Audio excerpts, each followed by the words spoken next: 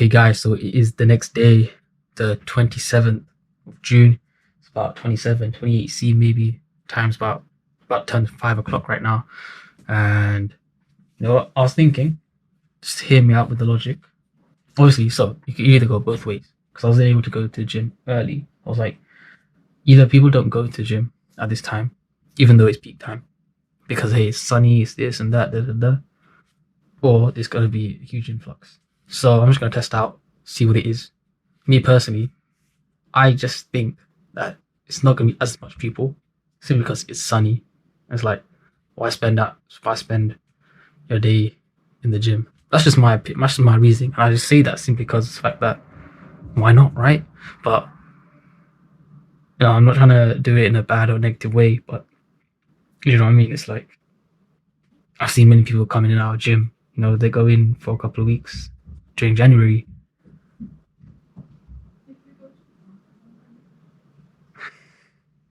You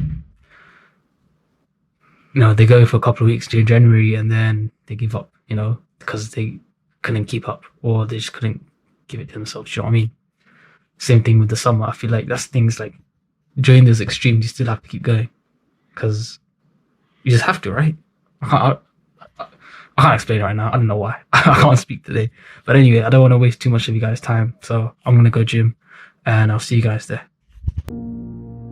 If you do what it is that you're called upon to do, which is to lift your eyes up above the mundane, daily, selfish, impulsive issues that might beset you and attempt to enter into a contractual relationship with that which you might hold in the highest regard, whatever that might be, to aim high and to make that important above all else in your life, that fortifies you against the vicissitudes of existence like nothing else can. And I truly believe that that's the most practical advice that you could possibly receive.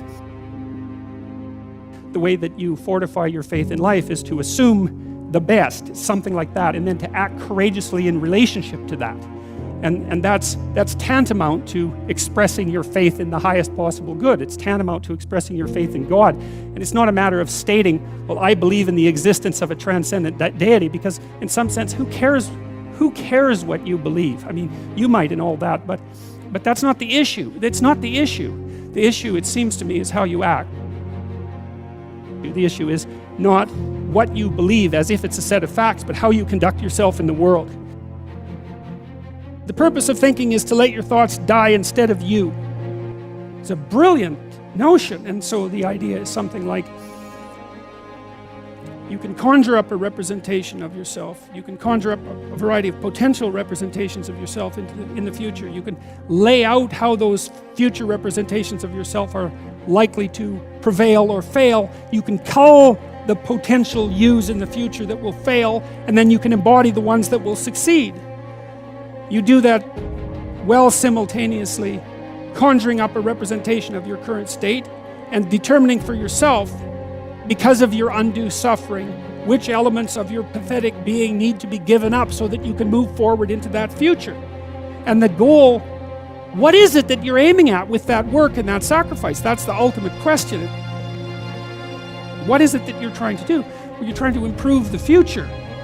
We believe that the future can be improved. We believe that it can be improved as a consequence of our sacrificial work. And so, once again, what are the limitations? What are the limits to that? What are the necessary limits to that? I would say we don't know. We conjured up this remarkable idea. The future exists. We can see it even though it's only potential. We can adjust our behavior in the present in order to maximize our probability of success in the future. How best to do that? Well, the idea is something like, don't hesitate to offer the ultimate sacrifice if you want the future to turn out ultimately well. What is it that you could contract for, let's say, if you were willing to give up everything about you that's weak and unworthy? The proper sacrificial attitude produces a psychological state and then a social state that's a manifestation of that attitude that decreases the probability that the world will careen into hell and increases the probability that people will live high quality, meaningful, private lives in a society that's balanced and capable of supporting that. And none of that seems to me to be questionable, really. I also don't think it's anything that people don't actually know. You know, people have told me many times that when they listen to me talk, they're hearing things that they already knew but didn't know how to say. It's something like that. And this is one of those things that I think is exactly like that. I mean, I think it's at the very core of our moral knowledge, which is our behavioral knowledge and our perceptual knowledge. I mean, let's get this straight. Moral knowledge is no trivial matter. It's knowledge about how it is that you orient yourself in the world. There's no more profoundly necessary form of knowledge. Well, it's predicated on something that's exactly like this. We know that we have to make sacrifices. We know that we have to aim at what's good. So then why isn't that we don't aim at what's best and make the sacrifices that are necessary in order to bring that into play? I think it seems to me that in some sense that's self-evident. The question is why we don't do it, but there's answers to that too. Life is hard and it hurts people. It's rife with limitation, and some of it's arbitrary, and some of it's unjust, and some of it's worse, some of it's malevolent, which is even worse. It's not surprising that that combination of vicissitude can turn people against being. But I think even when that happens, and even when people have the kind of history that if they revealed to you, you would say, well, it's no wonder you turned out that way. The people who turn out that way still know that it's wrong. They still know that however deep their own suffering, however arbitrary their own suffering, however much that's caused by the malevolence of others, as well as the tragedy of existence, that does not in any way justify their turning away from the good. And I believe everyone knows that. I believe that they know it implicitly, even if they don't allow themselves to know it explicitly. And I believe that if they violate that idea, then they violate themselves, and that they end up in Cain's position, which is the position of the man who's been given a punishment that is too great to bear. Now we're capable of making sacrifices in abstraction, right? To conceptualize a future that we want, to let go of the things that are stopping us from moving forward, and to free ourselves from the chains of our original preconceptions. Pursue pleasure. Follow your impulses. Live for the moment. Do what's expedient. A mountain is something you have to climb, and you have to climb to the pinnacle of a mountain, and the mountain is up, right? And the mountain stretches up to heaven, and it's a long journey to specify the right place on the highest pinnacle. And that's symbolic, because of course it's a pinnacle that you're always trying to reach, just like you're always trying to aim. You're always trying to climb upward. At least that's the theory. It depends to some degree, of course, on your definition of upward.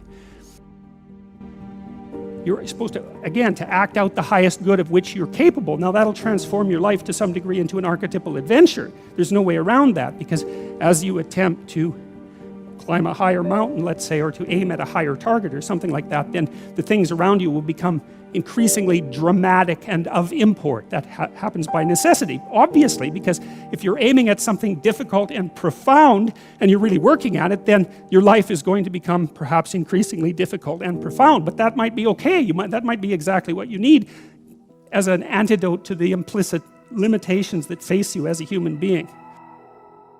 Okay guys, so yes, it is the next day. It is a Friday, so happy Friday to you guys. And I don't really have much of an outro to say, because I'm just chilling by myself, doing what I need to do, occupying myself on a Friday. And like I said, I don't really have much to say. I'm kind of just freestyling right now, and so I'm just gonna end it here. I have to say something, right? I can't just leave it on a cliffhanger. So okay, I will say something. You know what? When it's Friday, just be a bit selfish. Nothing wrong with being selfish on a Friday. Nothing, right? Just a couple of hours by yourself in your room. Whatever you want to do, Quran, whatever. I can't care. But whatever you want to do, just do it. And after that, hey, you got the rest of the day to yourself. So that's what I'll be doing. And yeah, so take care and peace, guys.